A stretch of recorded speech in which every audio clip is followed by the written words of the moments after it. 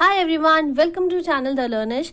Today in this video we will study about chapter Light, which is of class 10 science. So in this video we will study about the reflection of light. Actually ये chapter काफ़ी बड़ा है और इसमें ये board के हिसाब से काफ़ी ज़्यादा important भी है. So I will give you explanation of each and every topic and I have divided the chapter into parts. So this is the first part of that chapter. So moving on to the explanation. Let's start. Light, it is an electromagnetic and transverse wave. तो light को आप ऐसे generally जानते हैं, daily words में use होता है word light. तो अगर लाइट की प्रॉपर्टी को जाने और उसकी बेसिक्स को जाने कि है क्या वो, तो लाइट क्या है? एक इलेक्ट्रोमैग्नेटिक और ट्रांसवर्स वेव है जिसके पास एनर्जी होती है. किस चीज़ की energy? To produce a sensation of vision. So light produces a sensation of vision. Moving on to the properties of light, like what are the different properties, क्या है ऐसा light में, क्या उसकी speed है, etc etc. Okay, so the first property of the light is that it is an electromagnetic wave. So what do you mean by electromagnetic wave? Electromagnetic wave is that kind of wave which do not require any medium to travel. तो ऐसे wave जिनको कोई medium नहीं चाहिए होता है travel करने के लिए, that is called electromagnetic wave. Sound क्या है? Sound is also a kind of energy, but sound एक electromagnetic wave नहीं है because उसको medium चाहिए होता है travel करने के लिए. Okay, but light एक electromagnetic wave है. Second property is light tends to travel in a straight line. जो लाइट है, जो अगर उसको हम डीपली देखें तो it is composed of many rays. So those rays, they travel in straight path. Okay, next one, third. Light has dual nature, wave nature and particle nature. अगर wave nature की बात करें तो अभी हमने पढ़ा कि वेव किस टाइप का है? इलेक्ट्रोमैग्नेटिक वेव है लाइट. ओके, पार्टिकल नेचर कैसा है? Light is composed of many small energy packets which are called photons. So photons, P-H-O-T-O-N. Photons are the energy packets of light. Fourth is it casts shadow. अगर light के path में कोई भी object आ जाता है तो उस ऑब्जेक्ट का शैडो बन जाता है. ठीक है, आपने अपनी शैडो भी देखी होगी, कई सारे ऑब्जेक्ट की शैडोज भी देखी होंगी. अगर लाइट के सामने कोई ऑब्जेक्ट रख दें तो उस ऑब्जेक्ट का शैडो बन जाता है. ठीक है, next is the speed of light. The speed of light in vacuum is 3 × 10⁸ metre per second. And this you have to learn, and it is very important because it is used in solving numericals. Sixth one, when light falls on a surface, following may happen. Okay, now there are different phenomena which occur when light falls on a surface. What are they?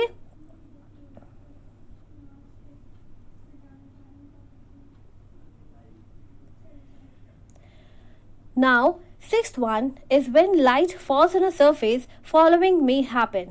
Okay, now here are the phenomena which occur when a light falls on a surface. First one is reflection, second is refraction, and third is absorption, which we will study in detail. Briefly मैं बता देती हूँ यहाँ पे. Reflection क्या होता है? जब कोई लाइट किसी ऑब्जेक्ट के ऊपर पड़ती है और वो बेंड होके वापस कोई एंगल बना के उसी मीडियम में ट्रैवल करने लगती है. अभी हम आगे और पढ़ेंगे तो अब ये चीज़ क्लियर हो जाएगी. रिफ्रैक्शन जब लाइट रेस एक मीडियम से दूसरी मीडियम में ट्रैवल करने लगती हैं तो उसका पाथ जो है चेंज हो जाता है. That is refraction. And absorption is absorption, जब लाइट रेस दूसरे मीडियम में एब्जॉर्ब हो जाती है, that is absorption of light. Okay, now next topic, Why do we see objects? Now, क्यों हम ऑब्जेक्ट्स को देख पाते हैं? कैसे देख पाते हैं? क्यों देख पाते हैं? वो तो लाइट की वजह से देख पाते हैं. कैसे देख पाते हैं? Let's see. An object reflects light that falls on it. This reflected light when falls on our eyes help us to see things. तो अगर आपके सामने मोबाइल फ़ोन है तो मोबाइल फ़ोन के ऊपर लाइट रेज पड़ रही होंगी और जो लाइट रिफ्लेक्ट हो रही होगी मोबाइल के थ्रू वो आपकी आंखों में जा रही होगी, जिसकी वजह से आपको अपना मोबाइल फ़ोन दिख रहा है, आप अपने हैंड्स देख पाते हैं क्योंकि लाइट रेज आपके हाथों में पड़ती है और वो लाइट रेज फिर रिफ्लेक्ट होके आपकी आंखों के अंदर जाती है, तो इसीलिए आप डिफरेंट ऑब्जेक्ट्स देख पाते हैं। We are able to see through a transparent medium as light is transmitted through it. अगर कोई जैसे मान लीजिए सेलोफेन शीट है आपके सामने रख दी जाए तो आपको सेलोफेन शीट के आर पार आप देख सकते हैं, ठीक है। That is because the light rays can travel through that transparent cellophane sheet. Okay, on to some next topics. ये कुछ इंपॉर्टेंट टर्म्स हैं जो कि यूज होते हैं। रे of light.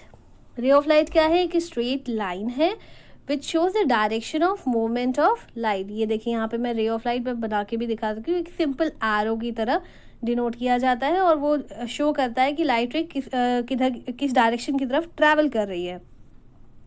Beam of light. Beam is a bundle of रे of light. बहुत सारे रेज इकट्ठा हो जाते हैं और साथ में ट्रैवल करते हैं तो उसको कहते हैं beam of light. Okay, now types of beam. This is parallel beam. बहुत सारे रेज साथ में ट्रैवल कर रहे हैं और एक दूसरे के पैरेलल हैं।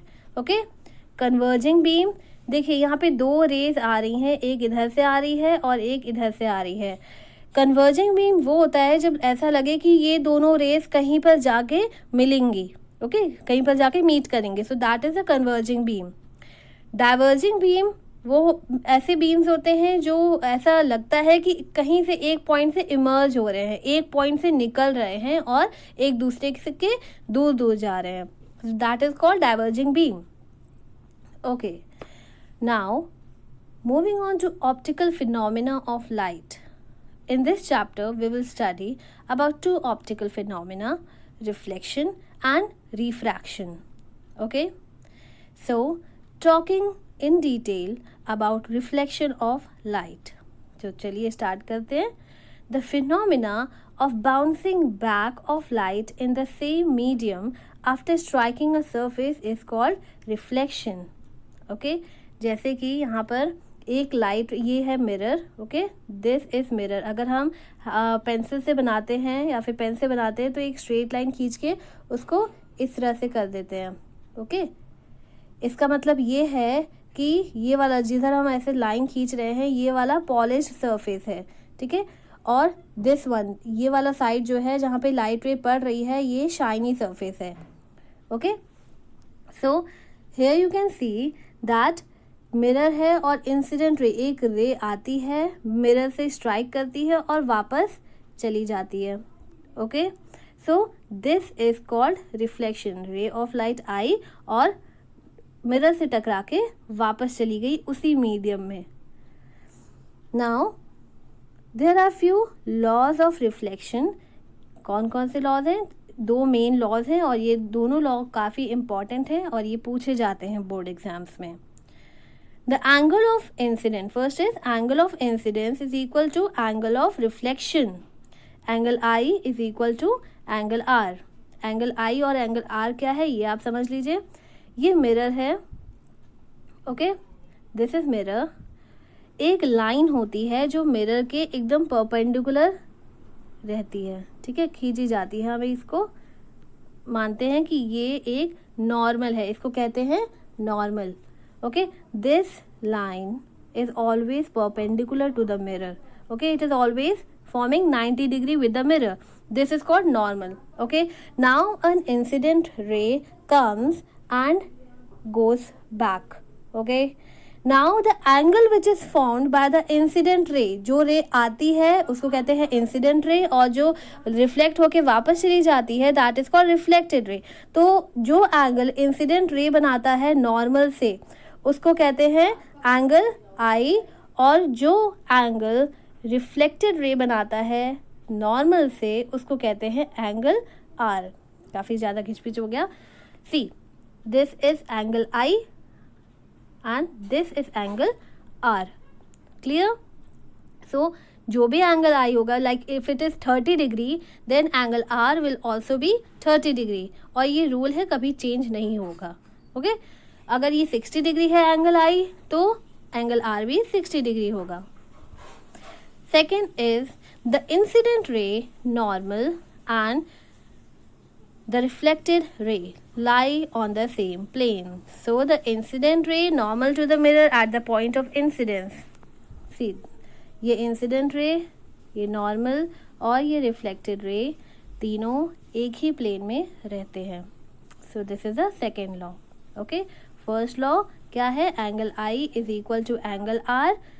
Okay, second is the incident ray normal to the point of incidence and the reflected ray, they all lie in same plane. Now we will talk about image formation of a point object by plane mirror. Image कैसे form होता है plane mirror में? See here mirror M and M dash. ये देखिए यहाँ पे M and M dash mirror है, ये यहाँ पे पॉइंट ऑब्जेक्ट O है। ओके, अब इसकी इमेज कैसे बनेगी?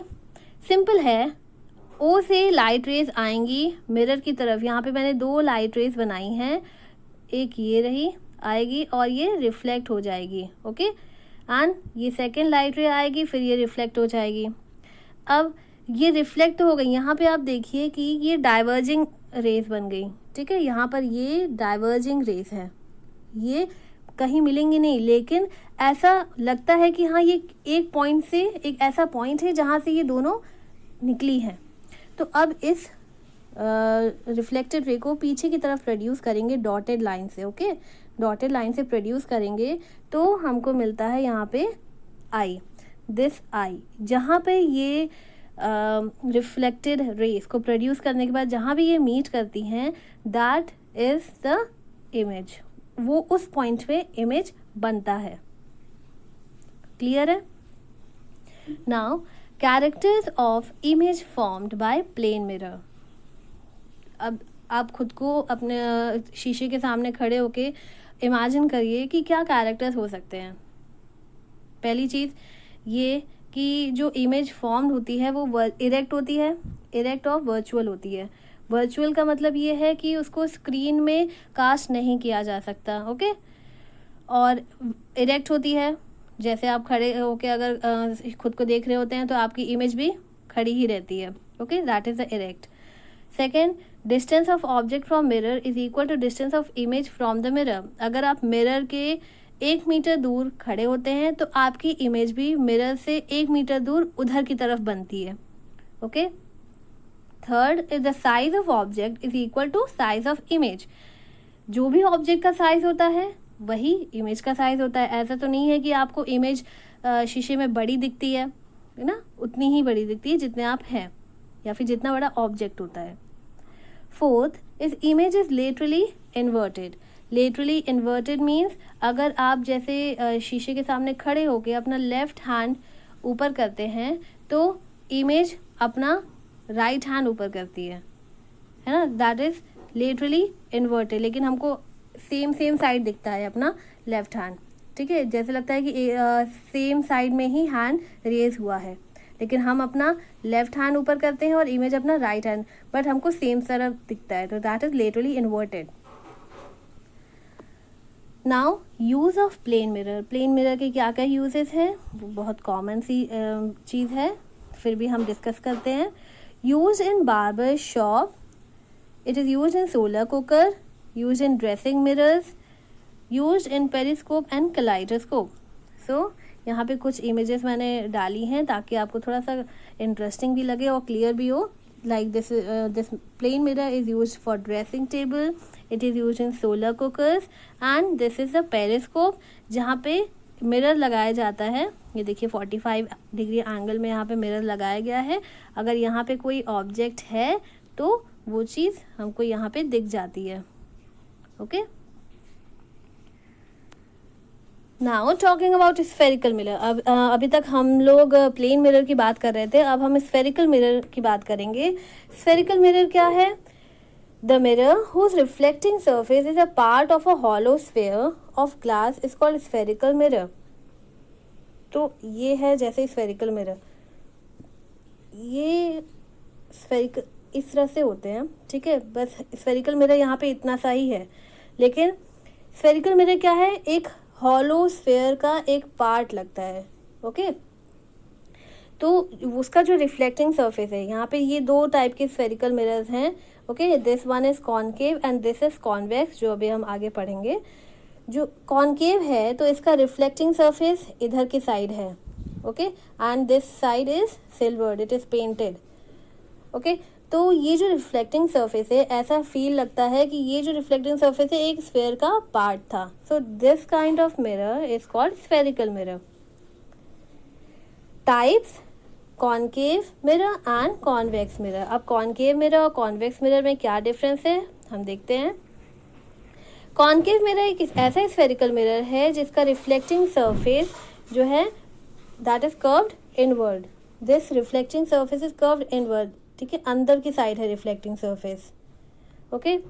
और कॉन्वेक्स मिरर में क्या है, कॉन्वेक्स मिरर में ये है कि उसका रिफ्लेक्टिंग सरफेस बाहर की तरफ है, it is bulged outward, and in concave mirror it is curved inward, ठीक है।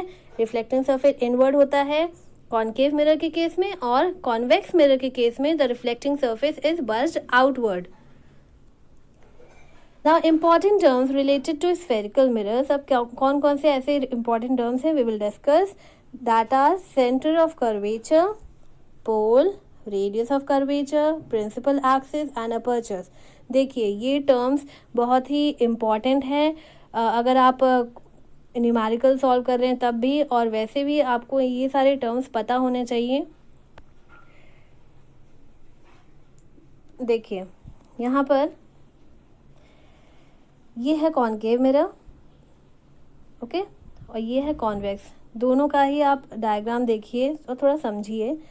पहले मैं टर्म्स की बात करूँगी। यहाँ पे ये जो रे डायग्राम है उसको अभी रहने दीजिए, क्या है वो अभी हम बाद में डिस्कस करेंगे।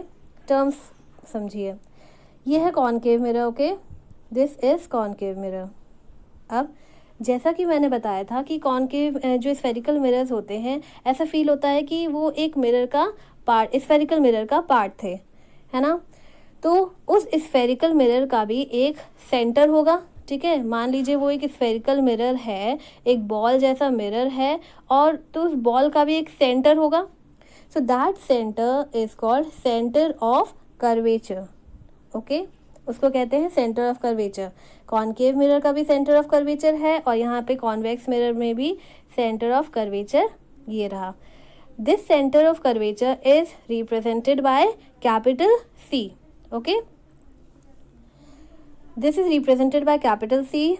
अब देखिए सेंटर ऑफ कर्वेचर और इस पोल को यहाँ पे, this point is called pole. ये जो पॉइंट है इसको कहते हैं पोल, जहाँ पर centre of curvature, this centre of curvature से स्ट्रेट जाता है एकदम, ठीक है। और जहाँ पर ये मीट करता है that is a straight line which is meeting the reflecting surface, that is called pole, this one, okay, this is the pole which is denoted by capital P, okay. Now a line which is joining C and P, यानी centre of curvature और P को join करते हुए जो भी straight line है that is called principal axis, ये principal axis, okay. Now अब हम बात करते हैं फोकस की। फोकस क्या है, अगर पैरेलल रेज आती हैं इन्फिनिटी से तो वो सारी पैरेलल रेज एक पॉइंट में कन्वर्ज हो जाती हैं, ठीक है, रिफ्लेक्ट होती हैं सारी पैरेलल रेज एक पॉइंट में कन्वर्ज हो जाती हैं। So that point where all the parallel beam of light are getting converged, that point is called focus, okay. तो ये है फोकस, और ये हमेशा जो भी डिस्टेंस है पोल से लेकर सी तक की डिस्टेंस जो भी है, मान लीजिए दैट डिस्टेंस इज 10 सेंटीमीटर, तो पोल से लेकर फोकस तक की डिस्टेंस उसकी आधी होगी, ओके, कितनी होगी? 5 सेंटीमीटर।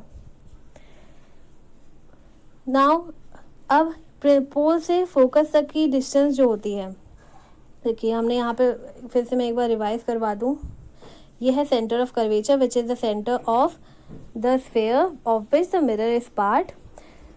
यहाँ पर होता है पोल, और सेंटर ऑफ कर्वेचर से लेकर पोल तक जो लाइन जॉइन होती है उसको कहते हैं प्रिंसिपल एक्सिस। उसके बाद पोल से लेकर सेंटर तक की जो डिस्टेंस है that is called radius of curvature. Radius जैसा कि एक सर्कल में भी जानते हैं आप, तो सेंटर से लेकर जो सर्कल का आउटर पार्ट होता है वहाँ तक की डिस्टेंस को कहते हैं रेडियस। उसी तरह यहाँ भी है रेडियस ऑफ कर्वेचर, सेंटर से लेकर यहाँ तक, this is called radius of curvature. अब रेडियस ऑफ कर्वेचर का ठीक आधा होता है फोकल लेंथ, और ये पॉइंट हो जाएगा focus which is denoted by capital F. Understood? Now अब देख लेते हैं कुछ बचा तो नहीं। Centre of curvature is done, pole, radius of curvature is done, principal axis भी हो गया, अपर्चर बचा है। अपर्चर क्या है?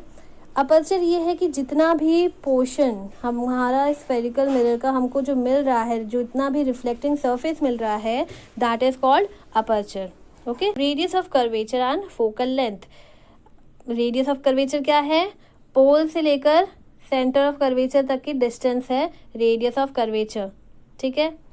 फोकल लेंथ क्या है? पोल से लेकर फोकल लेंथ तक की, फोकस तक की डिस्टेंस। ओके, पोल से फोकस तक की डिस्टेंस है फोकल लेंथ, और पोल से सेंटर ऑफ कर्वेचर तक की डिस्टेंस है रेडियस ऑफ कर्वेचर। नाउ अब इसको डिराइव करेंगे। यहाँ पे डेरिवेशन इस चीज़ की है कि focal length is equal to r by 2। f क्या है? f है फोकल लेंथ, r है रेडियस ऑफ कर्वेचर। जो रेडियस ऑफ कर्वेचर है that is denoted by capital R, यहाँ से लेकर यहाँ तक की डिस्टेंस। ओके, एंड जो पोल से फोकस तक की डिस्टेंस है that is denoted by small f, ठीक है। कैपिटल F नहीं लिखेंगे। कैपिटल F किसके लिए होता है? फोकस के लिए, और स्मॉल f होता है फोकल लेंथ के लिए। Okay, now consider a ray AB which is parallel to CP। यहाँ पे रे AB आ रही है जो कि CP के पैरेलल है, which is falling on a concave mirror at point B। Here is a point B, यहाँ पे ये है point B। Okay, after reflection the ray passes through the focus. As I told you कि कोई भी parallel raise आती हैं तो वो हमेशा कन्वर्ज होकर, रिफ्लेक्ट होके फोकस के थ्रू वापस हो जाती हैं, ठीक है। तो यहाँ पे एक पैरेलल भी रे आई AB, और रिफ्लेक्ट होने के बाद वो F के थ्रू वापस चली गई। CB is normal two point B। यहाँ पे ये देखिए डॉटेड लाइन से CB डिनोट किया गया है। दिस इज CB, जो कि रिफ्लेक्टेड सरफेस जो है कॉन्केव मिरर का, उसका नॉर्मल है। It is making 90 degree angle. Now ये जो इंसिडेंट रे है AB जो यहाँ से आया, वो नॉर्मल से कितना एंगल बनाएगा? जो भी मान लीजिए बनाएगा XYZ, that will be denoted by angle I। अब लॉ ऑफ रिफ्लेक्शन में आपने पढ़ा है angle I is equal to angle R।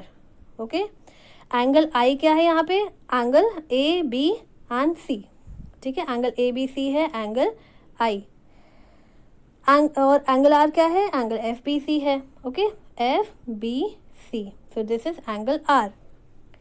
Now angle ABC is equal to ABC and FBC is equal to FCB। यहाँ पर ये देखिए this is FBC, okay, this is FBC, sorry, ये है FBC जो है एंगल R, और यहाँ पे देखिए ये है FCB, this is also angle R। कैसे? Alternate interior angles. Therefore by this rule यहाँ पर हो जाएगा FBC is equal to FCB। ये क्योंकि FBC ABC के इक्वल था और FCB भी इक्वल है ABC के, तो FBC angle FBC is equal to angle FCB। तो इससे हमको क्या मिलता है? That F C is equal to F B. Okay, इससे हमको ये मिल जाएगा कि F C is equal to F B. Now अगर अपर्चर जो है काफ़ी छोटा है, if aperture is small, ray A B will be very close to C P. जो रे ए बी है, मान लीजिए अपर्चर काफ़ी छोटा सा है, मिरर काफ़ी छोटा सा है, तो रे ए बी सी पी के काफ़ी पास होगी, और सी पी के काफ़ी पास होगी तो पॉइंट बी जो है यहाँ पे वो पोल के काफ़ी पास हो जाएगा। ठीक है, पॉइंट पी के काफ़ी पास हो जाएगा। इससे क्या होगा, that F C is equal to F P. अगर ऐसा होता है तो F C will be equal to F P. जितना एंगल, जितना डिस्टेंस इसका इधर है, that will be equal to F P. Okay, now F P plus F C, F P plus F C, this whole यहाँ से pole से पूरा C तक हो गया, that is capital R. Okay, radius of curvature, पोल से C तक की डिस्टेंस होती है radius of curvature, and that is F P is equal to F C. Next, अब क्योंकि एफ सी दोनों ही एफ पी और एफ सी इक्वल हैं, तो उसको रिप्लेस करके, एफ सी को रिप्लेस करके यहाँ पे हमने एफ पी लिख दिया। ठीक है, F P plus F P equals R. अब यहाँ पे देखिए 2fp हो गया, 2fp equals are, and then अगर हम सिर्फ fp को निकालें जो कि है फोकल लेंथ, fp को निकालें तो fp is equal to r by 2। So fp है फोकल लेंथ जिसको हम डिनोट करेंगे f से। So here we got our derivation, focal length is equal to r by 2। It means that focal length is half of the radius of curvature. Okay, so this was about this chapter.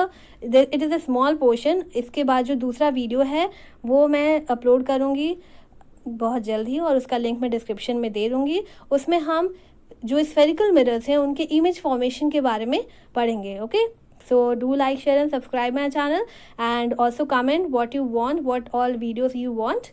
Okay, so thank you.